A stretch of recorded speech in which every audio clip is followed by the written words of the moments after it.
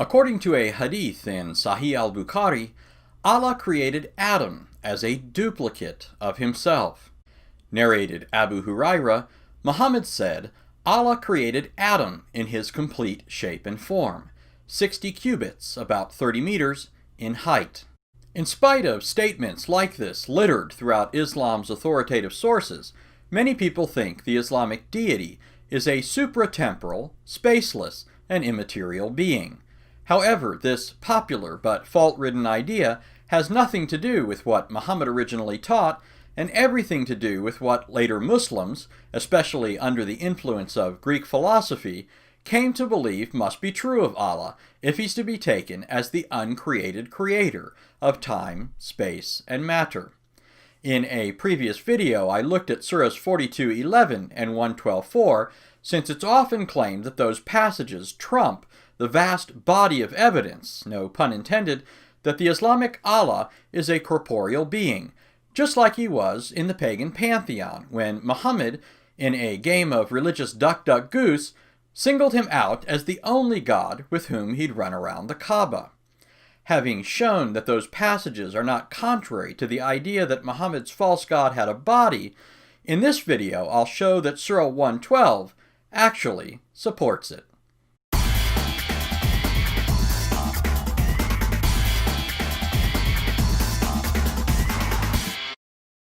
According to Muslim heresiographers, a number of early Muslims are known to have believed that Allah has a body, the upper half of which is hollow, in other words has a mouth and chest cavity, while the lower half is solid, in other words has no stomach cavity or opening in the rear.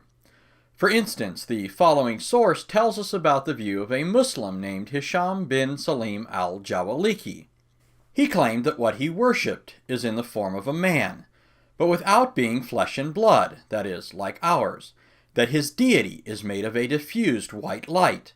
He claimed that his deity has 5 senses and has hands, feet, eyes, ears, nose, mouth. He claimed that his upper half is hollow and the lower half is solid, and that his object of worship has black hair, being made of black light, whereas the rest is made of white light. Speaking of another early Muslim named Dawood al-Jawaribi, the same source tells us, he said his deity is a body in the form of a human with flesh and blood, and said his upper half is hollow and lower half is solid, that he has curly hair. However, he claimed it is a body unlike the bodies, and flesh unlike the fleshes, and blood unlike the bloods. Apparently, al-Jawaribi's openness to discuss Allah's body had its limits, for as Ali Shah points out, there were some things that al-Jawaribi wouldn't talk about. He quotes him as saying, "Do not question me about the pudendum or the beard, but you may ask me about anything else." If you're wondering what a pudendum is, it refers to Allah's gonads. While we could certainly have a ball discussing Allah's gonads, at this point you're probably wondering what all of this has to do with the actual meaning of Surah 112. In order to answer that question, we need to do a little digging. We need to do the hard work that Muslims, aided and abetted by their imams and apologists, refuse to do. First, to refresh your memory, here's what Surah 112 says, at least according to some translations. Say, He is Allah, the one and only, Allah, the eternal, absolute. He begetteth not, nor is he begotten, and there is none like unto him. The words Allah, the eternal, absolute, in the second verse of this surah, represent the Arabic phrase Allahu as-Samad. The word Samad is what's known as a hapax legomenon, which means it's a word that only occurs once in the Quran. As many scholars have pointed out, the meaning of this word, samad, became increasingly unclear to Muslims after the time of Muhammad, and was given more definitions than Muhammad had wives. For instance, Joseph van Es, the professor of Islamic Studies and Semitic Languages at the University of Tübingen, stated, "Between the assertion of God's unity with which this surah starts, and the sentence that he is not begotten, nor was begotten himself, God is described by a strange and striking predicate, a word which is a hapax legomenon in the Quran and has not lost its enigmatic character until today. Likewise, Franz Rosenthal, professor emeritus of Arabic at Yale, stated the following concerning this word. It has a long and varied history behind itself, both in Islam and in Western scholarship, but its meaning has not yet been fixed with any certainty. As well, Dr. Christos Similaitis, who was a senior scholar at Merton and Somerville College, wrote, "The meaning of this word is far from clear. In fact, it is a well-known linguistic puzzle in the text of the Quran."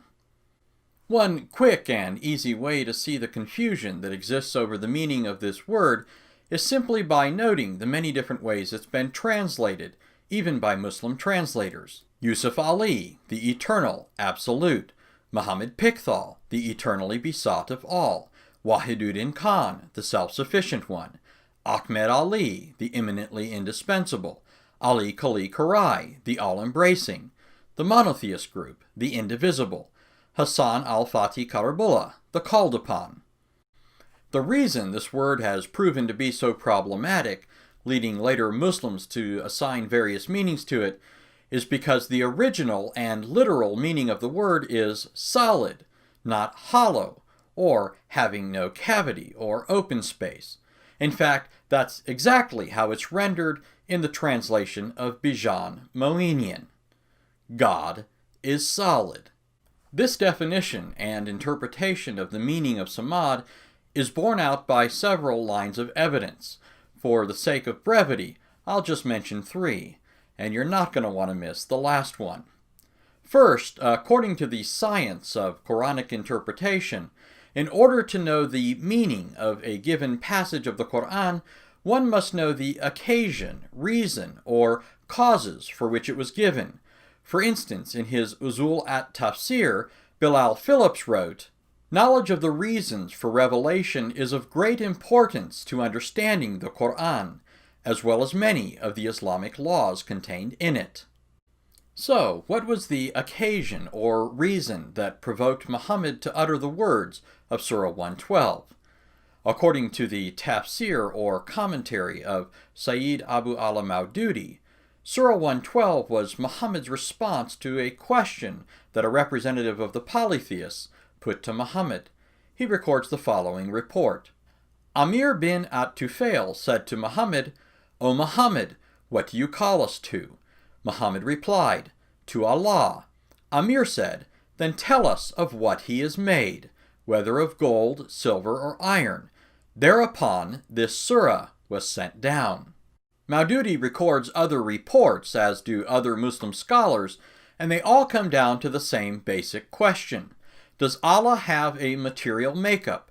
Is he composed of some tangible substance? It shouldn't be hard to see that the translation, which most directly and naturally answers the question put to Muhammad by the pagans, is that of Bijan Moinian. God is solid. A second and even more conclusive line of evidence that supports this translation can be found in Al-Tabari's tafsir of Surah 112, where he cites 27 reports that tell us the meaning of the word samad, the vast majority of which tell us that it means solid, or not hollow. Most significantly, not only do many of the reports go back to early Muslims in whose language the Quran was originally given, as well as to many of Muhammad's closest companions, but he even records a report that goes back to Muhammad himself. According to the following narration, a man named Buraida said, "I do not know about this word except that I asked Muhammad, who said, As-Samad is the one who has no hollowness." A third and final line of evidence, which by itself is worth the price of admission, concerns the creation of Adam. Because Allah created Adam in his shape and form, as we've already seen, this created no little confusion for the angels. Even though Allah told them in advance that he was going to make man in his shape and form, when he eventually did so, he first created Adam as a lifeless statue. And when the angels came upon Adam, they couldn't tell the difference between him and Allah, for which reason they were scared. That is, until Iblis, Satan, in a stroke of genius, decided to do a little investigating. According to Musa bin Harun, Amr bin Hamad, Asbat al-Sudi, Abu Malik and Abu Salah, Ibn Abbas, also al-Sudi, Murrah al-Hamdani, Ibn Masud, and some other companions of Muhammad, Allah said to the angels, I am creating a human being from clay. When I have fashioned him and blown some of my spirit into him, fall down in prostration before him. Allah created him with his own hands, lest Iblis become overbearing toward Adam, so that Allah could say to Iblis, You are overbearing toward something I have made with my own hands, which I myself was not too haughty to make. So Allah created Adam as a human being. He was a body of clay for 40 years, the extent of Friday. When the angels passed by him, they were frightened by what they saw. The angel most frightened was Iblis. He would pass by him, kick him, and thus make the body produce a sound, as potter's clay does. Then he would say, What were you created for? He entered his mouth and left from his posterior. Then he said to the angels, Don't be afraid of that one, for your Lord is solid, whereas this one is hollow. When I am given authority over him, I shall ruin him. In other words, because Adam was hollow, as proven by the sound emitted when Satan kicked him, and by the fact that Satan was able to enter his mouth and exit through his rear, Satan or Iblis discovered that it wasn't Allah.